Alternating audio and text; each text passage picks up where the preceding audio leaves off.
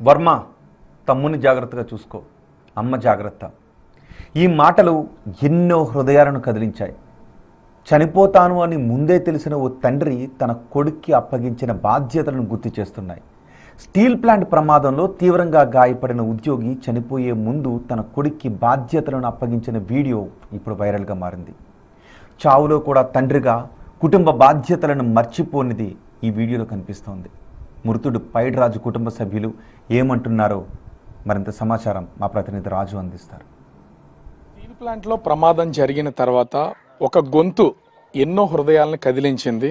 ఒక తండ్రి బాధ్యత కొడుకుల్ని, భార్యని అలర్ట్ చేసింది. తెలుగు తెలిసిన ప్రతి ఒక్కళ్ళ మనసుని తాకింది. అదే పైడిరాజు గొంతు. స్టీల్ ప్లాంట్ ప్రమాదంలో కందుల పైడిరాజు చనిపోయే ముందు తన చావు తనకు ముందుగానే తెలిసిందో హెచ్చరించిందో తెలియదు, కానీ వర్మ, అమ్మని జాగ్రత్తగా చూసుకో, తమ్ముణ్ణి తిట్టకు, తమ్ముణ్ణి నువ్వే చూసుకోవాలి, ప్రతి హృదయాన్ని కూడా కదిలించినటువంటిది. నేను పైడిరాజు ఫ్యామిలీ దగ్గర ఉన్నాను, కనిపిస్తున్నటువంటి వాళ్ళే. ఎందుకంటే బాధని బయటికి రాలించుకునేటువంటి పరిస్థితి. చనిపోయినటువంటి తండ్రి విషయంలో కానీ, తన భర్త విషయంలో కానీ, తన చావు ముందే తెలిసి కుటుంబ సభ్యులకి ఎలా ఉండాలి, భవిష్యత్తు ఎలా తీర్చిదిద్దుకోవాలనేది చెప్పినటువంటి ఇతను కనిపిస్తున్నటువంటి ఈ అబ్బాయి వర్మ, అతని తమ్ముడు, చనిపోయినటువంటి పైడిరాజు గారి వైఫ్. వీళ్ళంతా కుటుంబ సభ్యులు. అంటే స్టీల్ ప్లాంట్ ప్రమాదాన్ని మనం జరిగినటువంటి తీరును చూసాం, వాళ్ళు చనిపోయినటువంటిది చూసాం. కానీ ప్రమాద తీవ్రత ఎంత దారుణంగా ఉంటుందో, ఒకవేళ ప్రమాదంలో ఇక్కడనే కాదు ఏ ప్రమాదంలో అయినా సరే ఎవరన్నా చనిపోతే వెనుకున్నటువంటి కుటుంబం ఎంత చిన్నాభిన్నం అయిపోతుందో, వాళ్ళ భవిష్యత్తు ఎలా తారుమారు అయిపోతుందో చెప్పడానికి కూడా పైడిరాజు గారు తాను చనిపోయే ముందు చనిపోతానని తెలిసేమో బహుశా పిల్లల్ని అలర్ట్ చేసి, భార్యని అంటే వర్మాన్ని, తల్లిని జాగ్రత్తగా చూసుకో, తమ్ముడిని జాగ్రత్తగా చూసుకునేనే ఆ మాట మొత్తం అందరినీ కూడా కదిలించినటువంటిది అయితే ఉంది. ఎందుకంటే ఆ కుటుంబాలను ఏడిపించడం గురించో, లేకపోతే సానుభూతి తెలియజేయడం గురించో, సానుభూతి పొందడం గురించో ఈ విధంగా చెప్పడం లేదు. వాస్తవంగా తండ్రి వేదన, తండ్రి మనోవేదన తాను ఉండను అని తెలిసి పిల్లల్ని జాగ్రత్త చేసినటువంటిది. ఒకసారి అసలు వర్మ, మీ ఫాదరు తర్వాత కాలిపోయిన అంటే హాస్పిటల్లో ట్రీట్మెంట్ జరిగేటప్పుడు కూడా ఆ వీడియో ఒక్కటేనా, తర్వాత నీతో ఏమైనా మాట్లాడారా? అసలు మాట్లాడలేదు. అసలు వీడియోలో అయితే వర్మ తమ్ముడిని జాగ్రత్తగా చూసుకో, వాడిని తిట్టొద్దు, అమ్మని జాగ్రత్తగా చూసుకో అని చెప్పారు కదా. తర్వాత మీరు కలిసిన తర్వాత చనిపోయే వరకు అసలు ఏమైనా మాట్లాడారు? లేదు లేదు ఫోన్లో అన్నారు, అదే బాగానే ఉంది, స్లోగా రండి అని. డైరెక్ట్గా అయితే అసలు ఆయనవరకు ఏం మాట్లాడలే? లేదు. ఏం చదువుకున్నావు నువ్వు? BTech third year. ఇప్పటి వరకు మీ తమ్ముడు ఏం చదువుతున్నాడు? ఇంటర్ అయింది. ఇంటర్ అయింది. మీ ఫాదర్ చెప్పింది నీకు ఫుల్గా అర్థమైందా? అసలు ఏం చెప్పారు ఏంటనేది? ఎంతమంది హృదయాలను కదిలించారు? అర్థమైంది. అంటే ఇలా మాట్లాడడం అని కాదు, మిమ్మల్ని నేర్పించడం, మీ అమ్మగారిని నేర్పించడం అని కాదు. ఈరోజు మీ ఫాదర్ అయితే ఎవరికి అందనంత, నేను మొన్నటి వరకు ఇదే ఇంట్లో ఆడిపాడారు, తిరిగారు, మీకు కావాల్సినవన్నీ ప్రొవైడ్ చేశారు.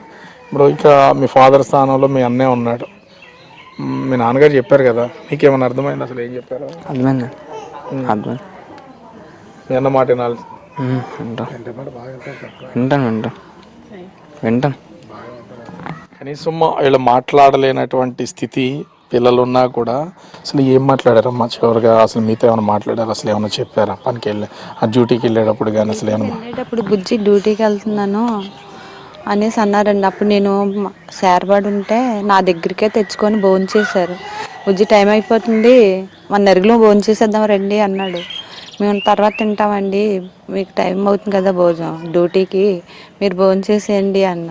అయితే నువ్వు పడుకున్నావు కదా బుజ్జి, పడుకో, నేను పెట్టుకుంటాను అన్నం అని అన్నం పెట్టుకుని నా దగ్గరికే తెచ్చుకో తిన్నాడు. అంటే సెకండ్ షిఫ్ట్కి వెళ్ళారండి ఆయన? జనరల్ 1:30కి వెళ్ళాడు. అయితే మమ్మీ పడుకుంది, డాడీ చిన్న నువ్వు రా ఎదురు అంటే మా చిన్నబాబు ఎదురు వెళ్ళాడు. ఇంకా అయ్యే లాస్ట్ మాటలండి. ఫోన్ కూడా ఇంట్లో మర్చిపోయి వెళ్ళిపోయాడు. ఫోన్ కూడా తీసుకెళ్ళలేదు అసలు? అంటే మామూలుగా అయితే రెగ్యులర్గా ఫోన్లో తీసుకెళ్తారా, మాట్లాడడం ఉంటుంది? ఎప్పుడైనా డాడీ నీ ఫోన్ నాకు ఇవ్వు అంటే వీడికి ఫోన్ ఇస్తాడు, ఒకసారి తీసుకెళ్తాడు. చివరిసారిగా భోజనం చేయాలనే ఆలోచన ఆయనకి ముందుగానే వచ్చిందా? అంటే కలిసి అందరం కలిసి భోజనం చేస్తామండి. టైం అటు ఇటు అయినా నలుగురం ఒకేసారి తింటాము. లేదు అంటే పిల్లలిద్దరికి ఆయన తినిపించేస్తారు, తర్వాత తింటారు. వీళ్ళకి తినిపించకుండా మట్టుకు ఆయన తిండు. ఎందుకంటే డ్యూటీకి టైం అయిపోతుందనే తిన్నారు, లేకపోతే తినరు. ఎప్పుడు నెరుగులమే భోంచేత నెరుగులు ఒకే రూమ్లో ఉంటాం. అంత ఇల్లున్నా వేరువేరుగా ఉండం. నేను ఈ మాట అడగకూడదు కానీ ఆయన మాటలు ఏమనిపించినాయి అమ్మ? చివరి మాటలు వినే ఉంటారు కదా మీరు. అసలు వర్మ అమ్మని చూసుకోరా, తమ్ముడిని జాగ్రత్తగా ఆయన చనిపోయే ముందే కాదండి, ఆయన బయటికి వెళ్ళేటప్పుడు కూడా పిల్లలకు చెప్తారు, మమ్మీకి ఏ పని చెప్పకండి, మీరు మమ్మీని ఏం బాధ పెట్టకండి, జాగ్రత్తగా ఉండండి అంటాడు. మళ్ళీ అక్కడికి వెళ్ళి మళ్ళీ ఫోన్ చేస్తారు, స్నానం చేశారా, అన్నం తిన్నారా, మీరు ఏం చేస్తున్నారు అని మళ్ళీ అడుగుతాడు. మళ్ళీ నేను ఇంటికి వచ్చేటప్పుడు మళ్ళీ ఫోన్ చేస్తాడు, వర్మ మీకు ఏం తీసుకురాను, మమ్మీని ఒకసారి అడగండి ఏం కావాలో. ఎన్నిసార్లు చేస్తారు ఏంటండి ఫోన్, ఏదో ఒకటి తెచ్చియండి అంటాం. అంతే. ఆ బాధ్యత మొత్తం మిమ్మల్ని అందరినీ చివరి క్షణాల్లో గుర్తు చేసుకుందంటారా? మేము ఎప్పుడు కొట్లకి వెళ్ళి ఏ సామాన్ని మేము తీసుకురామండి, ప్రతిదీ ఆయన తెచ్చి పెడితేనే. ఏ షిఫ్ట్కి వెళ్ళాడు అంటే మధ్యలో వచ్చేసి ఎక్కడ సామాన్లు కొనేసి ఎవరితోనో మాకు పంపించి మళ్ళీ డ్యూటీకి వెళ్ళిపోతారు. మమ్మల్ని తనకున్నంతలో చాలా అపురూపంగా పెంచాడండి. తన జీవితం అంతా నన్ను చేసుకున్న తర్వాత, నా పిల్లలు పుట్టిన తర్వాత మా ముగ్గురికి అంకితం చేయిస్తాడు. ఇంకేరో ప్రపంచం వదిలేసాడు ఆయన, వదిలేసాడు. నా పిల్లలు, నా భార్య, నా పిల్లల్ని బాగా చదివించుకో. నేను వాళ్ళకి చెప్పాడండి, మీకు నేను ఆస్తులు కూడబెట్టట్లేదు డాడీ, మీరు ఎక్కడ చదువుతానంటే అక్కడ జాయిన్ చేస్తాను, మీరు బాగా చదువుకొని మీ కాళ్ళ మీద మీరు నిలబడాలి, నేనైతే ఆస్తులు కూడబెట్టలేదని చాలాసార్లు వీళ్ళిద్దరికీ హెచ్చరించాడు. ఈడన్నాడు, మొన్నే అన్నాడు, డాడీ మరి నాకు ఫీజు ఎక్కువ కట్టగలవా అంటే, నీకు ఏ కాలేజీని ఇస్తే ఆ కాలేజీ జాయిన్ అవ్వు, ఫీజు సంగతి నాకు వదిలే అన్నాడు.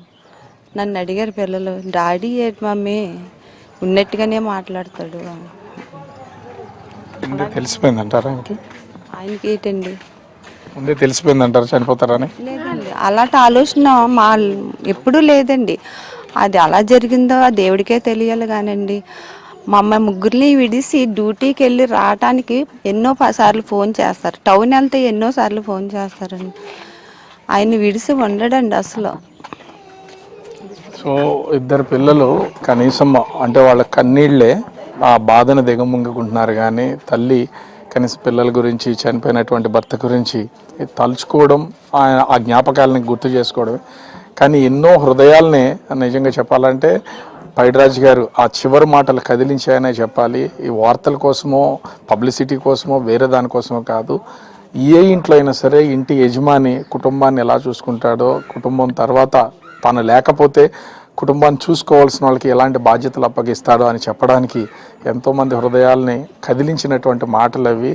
చనిపోయేటప్పుడు ఒళ్ళంతా గాయాలున్నా కూడా తన కుటుంబమే చివరిగా గుర్తుకొచ్చింది. తన పిల్లల్ని, భార్యని ఎలా చూసుకోవాలి, తల్లిని ఎలా చూసుకోవాలి, పిల్లల్ని, చిన్నోడైనటువంటి తమ్ముడిని ఎలా చూసుకోవాలనే మాటలే కదిలించినటువంటిది అయితే ఉంది. కానీ ఇంత దారుణమైనటువంటి ప్రమాదం మనం ఏ ఇంటికి వెళ్ళినా, ఏ కుటుంబాన్ని కదిలించినా కూడా ఇలా జరుగుతుందని అనుకోలేదు. ఇలా జరగకుండా ఉండాల్సింది. ఇంకా స్టీల్ ప్లాంట్లో మంచిగా ఉంటే బాగుంటుంది, కార్మికులకి, ఉద్యోగులకి రక్షణగా ఉంటే బాగుంటుంది అనేది వాళ్ళు చెప్తున్నటువంటిది. ప్రతిరోజు కూడా కలిసి భోజనం చేసి, కలిసి మాట్లాడుకొని, ఏం కావాలన్నా కూడా తీసుకొచ్చి ఎవరిని బయటికి వెళ్ళనివ్వకుండా ఉండే పైడిరాజు గారు ఈవేళ ఆ కుటుంబంలో సభ్యుడిగా ఆయన లేకపోయినా కూడా చివరి బాధ్యతలు మాత్రం కొడుకుగా అప్పగించి తిరిగి లోకాలకు వెళ్ళిపోయినటువంటిది అయితే ఉంది. కుటుంబానికి సానుభూతి చెప్పడం తప్ప ఏ ఒక్కరు ఏమీ సాయం చేయలేనటువంటి పరిస్థితి. కానీ వీళ్ళు మాత్రం తన తండ్రి ఏ బాధ్యత అయితే అప్పగించాడో ఆ బాధ్యతని నెరవేరుస్తానని వర్మ అయితే తను మాట్లాడలేకపోయినా మాట్లాడినటువంటి రెండు మాటల ద్వారా చెప్తున్నటువంటిది అయితే కనిపిస్తుంది. కెమెరామెన్ అజయ్తో రాజు, బిగ్ టీవీ, విశాఖపట్నం.